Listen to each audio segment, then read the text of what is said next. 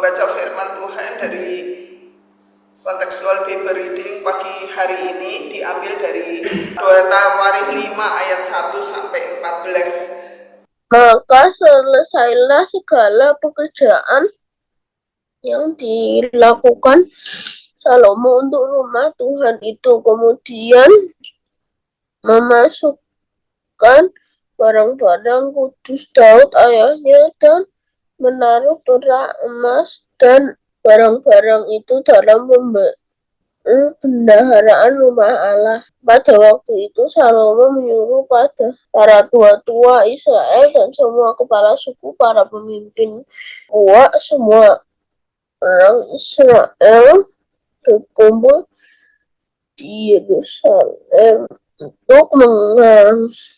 untuk mengangkut tabur perjanjian Tuhan dari kota Daud, yaitu Sion.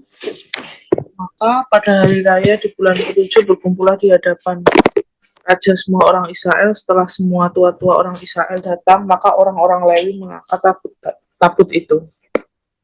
Mereka mengangkut tabut itu dan kemah pertemuan dan segala barang kudus yang ada dalam kemah itu. Semuanya itu diangkut oleh imam-imam dan orang-orang Lewi. Tetapi Raja Salomo dan segenap umat Israel yang sudah berkumpul di hadapannya berdiri di depan tabut itu dan mempersembahkan kambing domba dan lembu sapi yang tidak terhitung dan tidak terbilang banyaknya. Kemudian imam-imam membawa tabut perjanjian Tuhan itu ke tempatnya di ruang belakang rumah itu, di tempat Maha Kudus, tepat di bawah sayap kerub-kerub. Jadi kerub-kerub itu mengembangkan kedua sayapnya di atas tempat tabut itu, sehingga kerub-kerub itu menudungi tabut serta kayu-kayu pengusungnya dari atas. Kayu-kayu pengusung itu demikian panjangnya, sehingga ujungnya kelihatan dari tempat kudus yang di depan ruang belakang itu, tapi tidak kelihatan dari luar, dan dari situlah tempatnya sampai hari ini. Dalam tabut itu tidak ada apa-apa selain dari kedua loh yang ditaruh Musa ke dalamnya di Gunung Horeb, ketika Tuhan mengikat perjanjian dengan orang Israel pada waktu perjalanan mereka keluar dari Mesir. Lalu para imam keluar dari tempat kudus. Para imam yang ada pada waktu itu semuanya telah mengkuduskan diri, lepas dari giliran rombongan masing-masing. Demikian pula para penyanyi orang Lewi semuanya hadir, yakni Asaf, Heman, Yedutun, beserta anak-anak dan saudara-saudaranya. Mereka berdiri di sebelah timur mezbah, berpakaian lenan halus dan dengan ceracap, gambus dan kecapinya bersama-sama 120 imam peniup nafiri. Lalu para peniup nafiri dan para penyanyi itu serentak memperdengarkan paduan suaranya untuk menyanyikan puji-pujian dan syukur kepada Tuhan. Mereka menyaringkan suara dengan nafiri ceracap dan alat-alat musik sambil memuji Tuhan dengan ucapan, sebab Ia baik, bahwasanya untuk selama-lamanya kasih setianya. Pada ketika itu rumah itu, yakni rumah Tuhan, dipenuhi awan, sehingga imam-imam itu tidak tahan berdiri untuk menyenggarkan kebaktian oleh karena awan itu, sebab kemuliaan Tuhan memenuhi rumah Allah. Ya, haleluya, puji Tuhan ya. Saudara, kita melihat dalam rangkaian pembacaan dari 2 Tawarikh 1 sampai 5, kita melihat bahwa di 2 Tawarikh pasal yang kelima ayat 1-14 kita melihat ada beberapa pokok penting yang bisa kita lihat di sini. Yang pertama, di ayat yang pertama, maka selesailah segala pekerjaan yang dilakukan Salomo untuk rumah Tuhan. Kemudian Salomo memasukkan barang-barang kudus Daud ayahnya dan menaruh perak, emas dan barang-barang itu ke dalam perbendaharaan rumah Tuhan. Nah, kalau kita lihat di dalam ayat 1 ini ada ayat paralelnya adalah di 1 Raja-Raja. Kita lihat pasal yang ke-6 ayat yang ke-38 itu mengatakan bahwa pendirian bait suci itu berakhir selama 7 tahun. Di situ dikatakan, dan dalam tahun yang ke-11 dalam bulan Bul, yaitu bulan bulan ke-8 selesailah rumah itu dengan segala bagian-bagiannya dan sesuai dengan segala rancangannya. Jadi 7 tahun lamanya ia mendirikan rumah itu. Nah, jadi kita melihat ini ayat pertama ini kita melihat bahwa rumah Tuhan baik Allah ini dibangun selama 7 tahun dengan dipersiapkan sungguh-sungguh mulai dari Raja Daud, kemudian dipersiapkan dengan barang-barang yang kualitas terbaik. Di situ dikatakan ada emas, ada perak, tapi kita melihat bahwa emas itu lambang ya kemuliaan, lambang barang yang sangat berharga baik di dunia waktu itu dan saat ini. Kita melihat bahwa Salomo mendirikan rumah Tuhan dengan memberikan yang terbaik dari Tuhan, memberikan yang terbaik, kualitas dan kuantitas. Bahkan dikatakan waktu pentabisan ini banyak sekali korban yang disembelih seperti kambing domba maupun juga lembu dan sapi. Nah, saudara, kita melihat di ayat yang kedua, ya waktu pentabisan bait suci, kita melihat Salomo mempersiapkan para tua-tua Israel, pemimpin puak, kemudian juga semua suku, kepala suku dan tua-tua para pemimpin ya diberikan kesempatan untuk melayani mengangkut perjanjian Tuhan. Jadi tidak sembarang orang ya, tidak sembarang orang yang dipakai untuk memberikan mengangkut tabut perjanjian Tuhan yang di ayat 10, tabut itu berisi 2 loh batu ya. Dan kita melihat juga di situ dilibatkan para imam dan juga para Lewi, ya mereka yang punya hak dan diberi wewenang untuk mengangkut tabut perjanjian Tuhan. Jadi bukan asal-asalan ya, boleh orang mengangkut tabut perjanjian Tuhan ke kota Sion.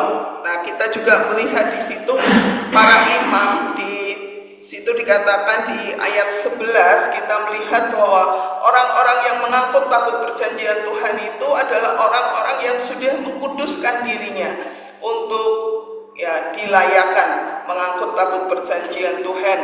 Ayat 7 dikatakan kemudian imam-imam membawa tabut perjanjian Tuhan itu ke tempatnya di ruang belakang rumah itu, di tempat Maha Kudus, tempat di bawah sayap kerub-kerub. Jadi kita melihat yang mengangkut tabut perjanjian Tuhan itu ya para imam yang sudah mengkuduskan diri, tidak sembarangan ya. Bahkan kalau kita melihat di pasal-pasal sebelumnya di Raja-Raja, kita melihat bagaimana ketika Idop berusaha memegang tabut itu dia mati. Artinya ketika dia melanggar kemuliaan Tuhan, ya Tuhan murka.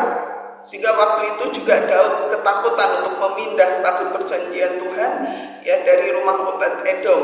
Dan kita melihat bahwa di sini di ayat yang ke-7 dikatakan bahwa bukan sembarang orang yang diberi wewenang untuk membawa tabut perjanjian Tuhan yang berisi 2 loh batu yang melambangkan hadirat Tuhan. Dan kita melihat para imam menaruh perjanjian 2 loh batu itu di tempat Maha Kudus, menempatkan pada porsi yang tepat, memprioritaskan pada tempat yang sudah dipersiapkan, ruang Maha Kudus yang melambangkan bahwa di situ hadirat Tuhan hadir. Nah, kita melihat juga di sini bahwa di ayat yang ke-13 itu dikatakan ya ada para peniup nafiri, ada para penyanyi yang memperdengarkan paduan suaranya dan mereka mengatakan sebab Tuhan baik ya. Ayat 12 di situ juga dikatakan ada para penyanyi, orang-orang Lewi, semuanya hadir yakni Asaf, Heman, Yedutun beserta anak-anak dan saudara-saudaranya. Mereka berdiri di timur mezbah dan berpakaian lenan halus dengan ceracap. Nah, kita melihat bagaimana mereka menghormati hadirat Tuhan. Mereka memberikan tempat yang terbaik, kemudian mereka juga punya sikap menghormati Tuhan ya, memakai kain lenan yang halus. Nah, ini satu hal yang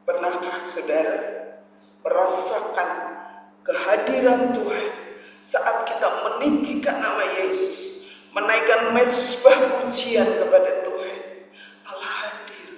Allah hadir menjamah, melawan, bahkan dikatakan sehingga imam-imam itu tidak tahan berdiri untuk menyelenggarakan kebaktian oleh karena awan itu. Sebab kemuliaan Tuhan memenuhi rumah itu.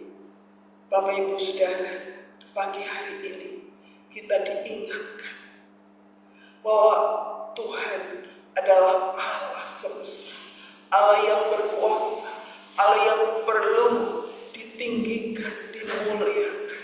Kita mau selalu memujikan Tuhan, menghadirkan hadirat Tuhan. Amanat teks pagi hari ini, Allah hadir di bait kudusnya. Antitipenya di 1 Korintus pasal 6 ayat 19. Ketika kita percaya pada Yesus, Roh Kristus kita undang, Roh Kudus kita undang dalam hati kita, maka kita adalah bait Roh Kudus. Apakah kita sudah menghadirkan Allah melalui kehidupan kita setiap hari, dan kita sudah memuliakan Tuhan, mengkuduskan hidup kita saat kita datang kepada Tuhan, menyembah kepada Tuhan. Ketika kita menyembah kepada Tuhan, maka Allah hadir, kemuliaannya dinyatakan. Ketika kita memuji menyembah Tuhan, tidak merasakan sesuatu apapun, itulah saatnya kita mau mengkuduskan hidup kita, bait Roh Kudus ini untuk kemuliaan Tuhan, untuk menyenangkan hati Tuhan, bukan untuk menyenangkan hati kita, bukan untuk memuji diri kita, tapi memuji Dia, karena hanya Dia yang layak menerima pujian. Kita ada sampai hari ini karena semua kebaikan Tuhan. Siapakah kita, kata Daud? Dan Daud menyadari itu, dan umatnya mempersembahkan persembahan dan pujian kepada Tuhan. Aplikasinya pagi hari ini, apakah saya sadar bahwa saya adalah bait Roh Kudus dan saya mau mempersembahkan hidup ini dengan memberikan persembahan dan puji-pujian untuk kemuliaan Tuhan. Biar awan kemuliaan turun atas kita.